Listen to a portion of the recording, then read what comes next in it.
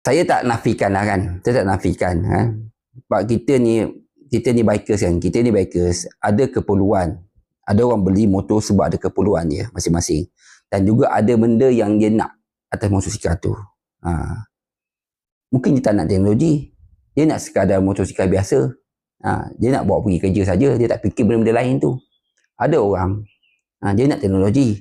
Dia nak spek yang bagus. Dia nak berasa yang bagus. Sebab dia nak bawa barang. Kita tak tahu apa keperluan bikers kita ni kan. Jadi bagi saya, anda suka, anda ada duit, anda beli, anda pakai. Apa orang akan cakap, pedulikan. Kalau ikut cakap orang, sampai bila anda tak pakai motor? Mahal lah kan. Cepat mahal lah kan. Cepat payah dapat lah kan. Nanti susah nak jual lah. Nanti semua nantilah